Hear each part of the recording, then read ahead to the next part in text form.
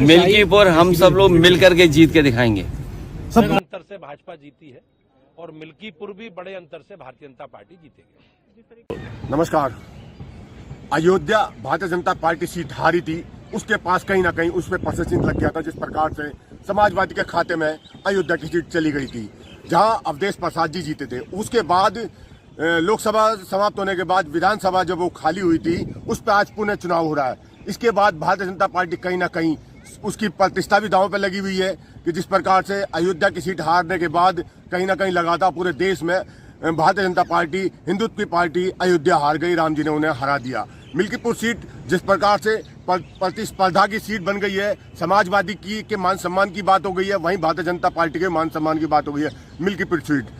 अब बात करते हैं समाजवादी पार्टी इस सीट को जीत पाएगी जिस प्रकार से उन्होंने सीट छोड़ी है, या भारतीय जनता पार्टी इस पर कब्जा कर लेगी। ये बड़ा महत्वपूर्ण विषय आपने उठाया है कि चर्चा में, क्योंकि मिल्कीपुर विधानसभा सीट ऐसी बन गई है कि उत्तर प्रदेश की राजनीति और देश की राजनीति में बड़ा चर्चित सीट है ये।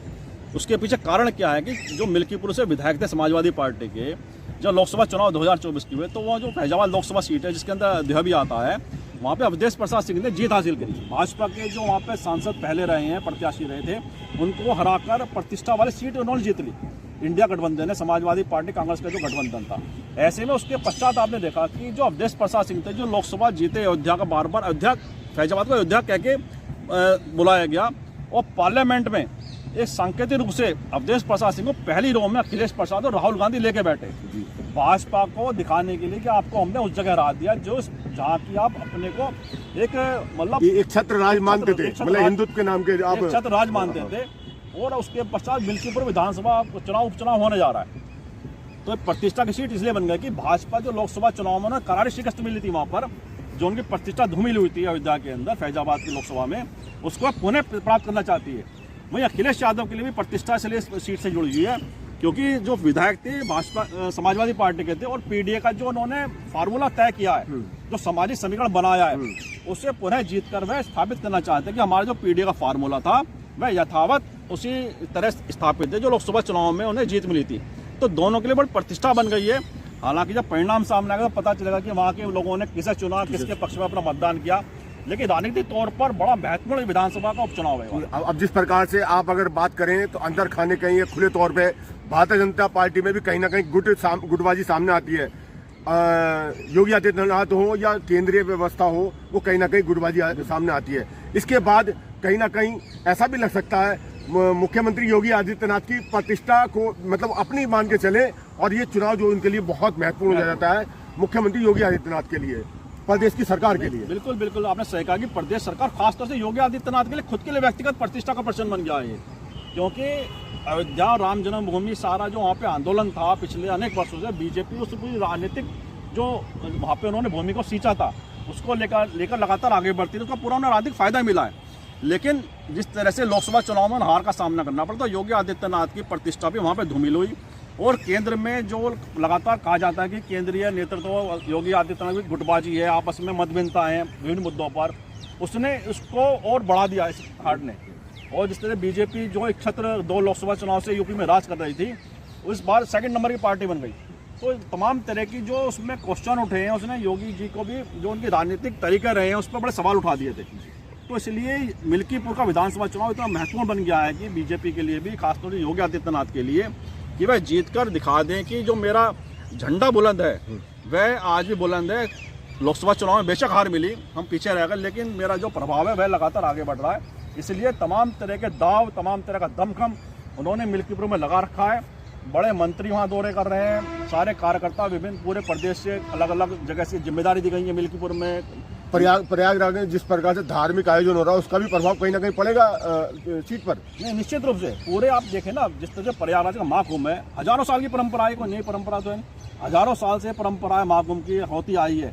लेकिन जिस तरह से उसमें पूरा सरकार इन्वॉल्व है और जिस तरह से प्रचार हो रहा है, जिस तरह से बड़े बड़े विज्ञापन हो रहे हैं, उसका मतलब ये है कि आप उस जो धार्मिक ये जो परंपरा है उसका राजनीतिक तौर पर कहीं ना कहीं संदेश अपने कार्यकर्ताओं में जनता में देना चाहते हैं। ये आयोजन हो, कुंभ हो, महाकुंभ हो, होली हो, दिवाली हो, ये तो सनातन की परंपरा है। ये तो सभी सरकारें मतलब करती आई और होता है, ऐसा नहीं कि पहली बार हो रहा है। लेकिन जिस प्रकार से महाकुंभ को लेकर सरकार जिस प्रकार से विशेष ध्यान दे रही है और जनता को बता रही है कि महाकुंभ ये पहली बार 144 साल बाद जो हो रहा है वो हम महाकुंभ इस तरीके से आयोजन कर रहा है, इसका कितना प्रभाव पड़ता है? तो बात हुई है कि ना हर जो धार्मिक विषय है उसको राजनीतिक तौर पर कितना हम अपने हितों के हिसाब से साध सकते हैं, केवल सारा एनर्जी इसी काम पे लगी हुई है।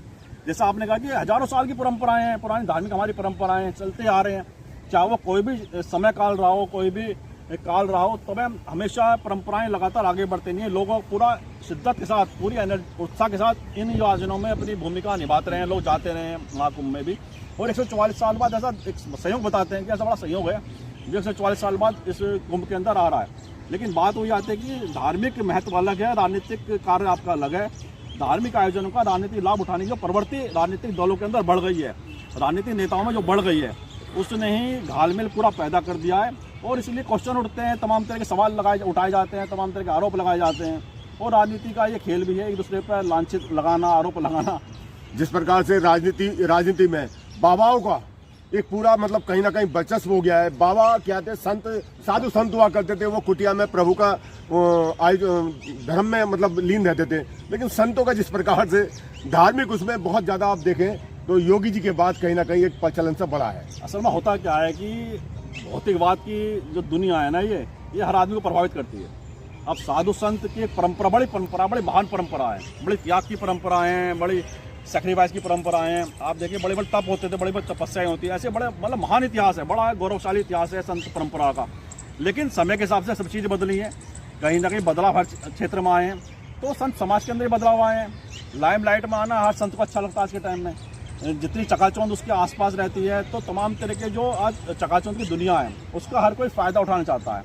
ऐसे में संत जो समाज है इसके अंदर भी कुछ संत ऐसे आ गए हैं जो पूरी लाव लश्कर के साथ चलते हैं, पूरी लाइमलाइट उनके, बड़ी बड़ी गाड़ियाँ उनके काफिल में चलती हैं। आप देखें कि लगातार सोशल मीडिया पे ऐसे लोग हाईलाइट हैं। अब सोशल मीडिया पे आप देखें कि कुछ साध्वी या कुछ संत ऐसे बन गए हैं जो लगातार सोशल मीडिया में छाए हुए हैं। कोई मिल्कीपुर सीट जैसे आपने देखी ना, मिल्कीपुर सीट को लेकर जिस प्रकार से बाबा मतलब योगी आदित्यनाथ का वर्चस्व का भी सवाल हो गया, भारतीय जनता पार्टी के वर्चस्व का भी सवाल हो गया, और समाजवादी के लिए भी कहीं ना कहीं वर्चस्व का सवाल है कि मिल्कीपुर सीट कहीं ना कहीं भारतीय जनता पार्टी अपने कब्जे में करे और समाजवादी पार्टी अपने कब्जे में करे। नमस्कार।